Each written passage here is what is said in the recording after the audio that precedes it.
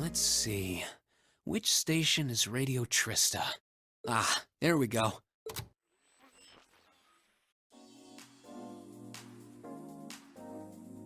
Don't touch that dial, listeners, as you have tuned into the right station. You're listening to episode 14 of Abend Time on Radio Trista. I'm your host, Callie, and today we're going to be shifting how we handle the episodes on this show, and we will be discussing things in much greater detail than we did previously. So our topics for this week are the Perfect Dark reveal that came out, the winners of the 2020 Game Awards show, Cyberpunk's issues on the older consoles, a little blurb about Project Athia, and finally, Granblue Fantasy Relink. So, with that out of the way, let's get started. As you can see here, this is the Perfect Dark trailer, first game from the initiative. When this was shown on the Game Awards this week, I was quite surprised. I was not expecting this to show up. I really didn't know what to think. I was like, wow, it's a pretty trailer for some kind of game. I don't know what. It's definitely a unique one.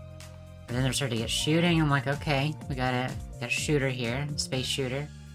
It's interesting. What's all this plant stuff? Oh, it's all mutated and decayed, and I didn't know what to think.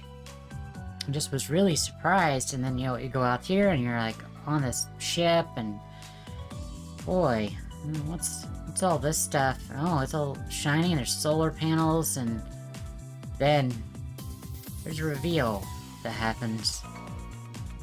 And as soon as it panned up to that hair, I was like, oh my goodness, it's Perfect Dark. And when I saw they were making a new Perfect Dark, they're rebooting the series, I was super hyped. I love the Perfect Dark games. Back on the 64, the other one, not so much, but this one was stellar. I'm very excited for this title. I don't usually play a lot of shooters, but I am very excited to play this one. As I said, I loved the first one, so I hope it truly is phenomenal and lives up to the hype. So the initiative is working on the Perfect Dark reboot, so it's pretty cool stuff. They're aiming to deliver a secret agent thriller set in a near future world. Brought a lot of talented people, that's what everybody says, right? I mean, that's the whole article. I'm hyped for this. Of all the trailers that they revealed on the Game Awards, this is the one that excited me the most. And that may surprise a lot of you because I'm not normally a shooter player, but I think this one's gonna be, I just really hope they don't screw it up. Really hope they don't screw it up. So, that out of the way, this is my most hyped. My second most hyped was Fist, the Rabbit Metroidvania mechanized type game. It looks fun too. So let's go over the Game Awards winners. We all know, if you watched my stream this week, how upset I was at this, because this game didn't deserve to win. I was hoping for any of these three to win it, but this one, again, game direction should not have went to Last of Us, but it did. Best narrative, again, you all know me. You know how much 13 Sentinels is one of the greatest stories I've ever read in my life. It's incredible. No. This game was controversial, this is not. Everyone that's played it loves it. So, it's just too small of a game. Ghost also had a narrative I didn't necessarily agree with, but it was still enjoyable. Ghost did win this, though. I really wanted Ori to win the Best Art Direction, but you can't have everything. So Ghost did end up running away with Best Art Direction. I'm just glad that something beat out Last of Us. Last of Us did not deserve to be nominated. It's a bland game. Like, this is kind of bland too. There's some beautiful parts, but really, the art on these is stellar. So. Music score. I mean, I love the music in Ori. but the remastered versions of the songs they did in 7 Remake are stellar. No one can disagree with how good the soundtrack was in 7. I'm fine with this one. Audio design. I mean, Ghost just had that ambiance to it. I want a Ghost to win audio design. Performance, I mean, none of these were really great. Daisuke Tsuji, I knew it was gonna be one of these because the Last of Us crew just bangs their drums ultra loud. I wanted this. I wanted Jin Sakai to win. This one, I hadn't played any of these games, but this one was the most interesting to me. I think that any indie developer that's making stuff like this, it's cool. So I'm happy that this is a category that exists. This is what deserved to win. This No Man's Sky came from a trash heap, burning garbage dumpster, rolling down the river, and it's actually good now. They absolutely deserve this win. They did, absolutely. Indie game, Hades, absolutely Hades. Hades is stellar. If you haven't played Hades, oh my goodness, go play it. It's amazing. It's so good. Now this one, I'm glad Among Us won. I enjoy Among Us with the Eternia Archives. It's fun. But I kind of couldn't believe it won this. I'm happy that it did. I really am. Community support. This one I didn't really care too much about Fall Guys. I mean, I don't really know who won. I don't know really which one deserved to win, so I don't have an opinion on that. Accessibility, again, I'm fine. BRAR. This game, I haven't played it, but I've heard it's stellar. That sets everything apart. So, action game, Hades. Again, absolutely deserve to win this. Hades is, bar none, the best game on this list. Action adventure, though, Ori deserved to win this, or Ghost. Not this. No. No, Ori is still so good. It's so good that it hurts that it didn't win. This is the one that upset me the most. Of everything the whole night, Ori deserved that win. It really did. Role-playing, I'm fine with this. Everyone was overhyped for this for ages. I went to a time vortex to beat the whole thing in one weekend, and I loved it. I'm fine with this winning. Fighting game, I didn't really have an opinion here. Mortal Kombat 11 won. Animal Crossing won. That's cool. Animal Crossing was massive in 2020. We all know 2020's been garbage. This is great. It deserves it. Flight Sim, yep. It's the only thing that really to talk about on this list. This one, yep, I played it. I didn't really care about the rest. But yep, this was cool. Multiplayer, I will say, of the ones I've played on this list, this is the most entertaining with friends. Debut game. Now, I know my buddy Soul, he plays this. Soul Bad Greg. He plays it. I haven't tried it out yet. But he talks highly of it, so I'll give this one a shot. And pretty much the rest of these, I don't care about any of this stuff. Esports, garbage. This one, of course, it's talked about so much. I mean, even Jeff Keighley's like, Elden Ring! I said it! I said it! So, it's so overhyped. I hope it delivers everything everybody wants. Player's voice, I mean, I wanted Ori to win. I'm so glad that people chose Ghost of Tsushima.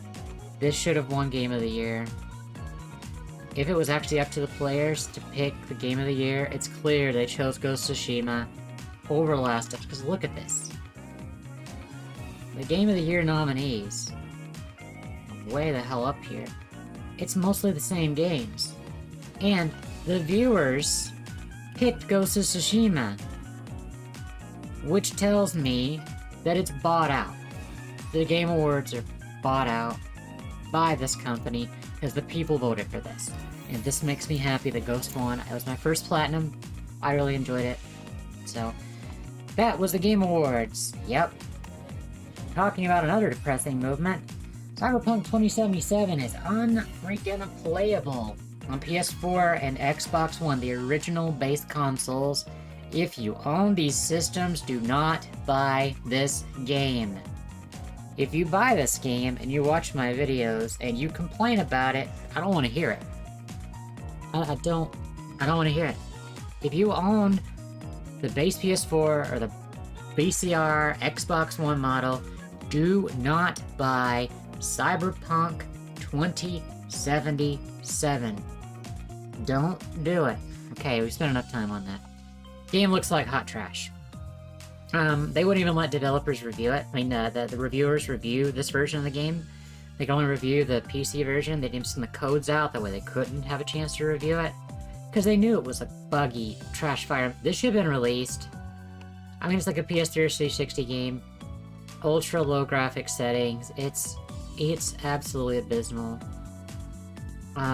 Don't. I mean, it's like look at this. It's like, it's terrible. Don't buy it. Guys, just don't, okay? It looks like hot garbage. I mean, just look at these textures. It's like an Xbox 360, like an early 360 title. We're in 2020. This is horribly programmed for those. It should have been released for PS5, Series X, and that's it. That and PC. Say if you want to play it, go get those. Go play those systems. Because it's unplayable. It's so glitchy. There's tons of bugs.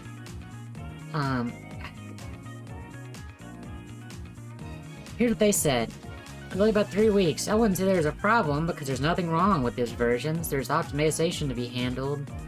Also because of how we're approaching things from the get-go in terms of the developments. There's no problem with those systems. Well, I call BS. They should have delayed this 6 more months if they were going to put it on those systems. Done. That's it. So, all I'm going to say about that, don't buy it. If you have the old systems, don't do it. Project Athia is 2-year console exclusive, also available for PC. Now, this is amazing to me that Sony was able to secure that, but it's Sony and Square. They get along really well. That's pretty exciting. I am absolutely buying this day one for PS5. I'm very excited for this game. It's developed in Luminous Productions, so I hope this game is great. Buy a PS5. That's my PSA for today. Go buy a PS5. If you can. If you can find one, get it. Don't pay scalpers. Our last topic for this week is Granblue Fantasy Relink coming to PS5 and PS4 2022. They moved it. Crossplay between the two consoles. It was announced too early. Should have revealed it in December 2021 instead. Revealed the game. Blue, protagonist. Replace her with Gran and Jita in a cameo, etc. The engine's finally complete as of August. Final stage development, a team going all in on creating assets, which 2 more years. I mean, is it really that much of a surprise with how 2020 it went? So let's take a look. So reassure fans that no development news doesn't mean development isn't happening. Larger increased team size, larger work environment, building a framework for development organization. Come on. Oh, that's not gonna let me open those? Well, I can't read that one anyway. Let's see. Resolve issues found within the game engine in 2019. You develop all parts of the game based on the final documentation. So, I'm looking forward to this game. It looks pretty fun. There's some gameplay that you could see now.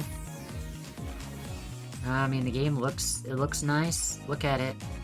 It's another Breath of the Wild looking anime, happy time, do the thing game. It's got different skills for each button.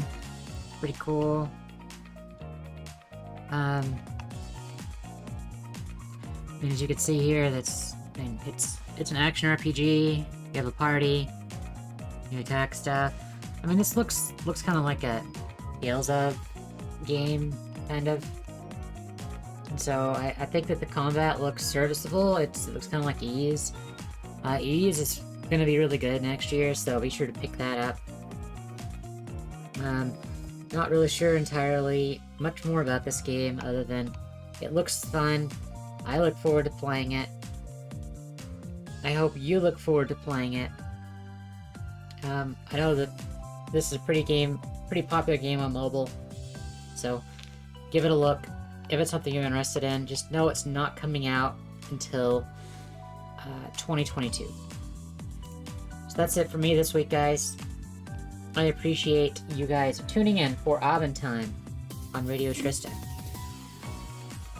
As always, if you like my content, hit that like button, consider subscribing to my channel, and go watch me play some games on twitch.tv/Cali Chronicles. All the links to my socials can be found in the description below. I will see you guys next time.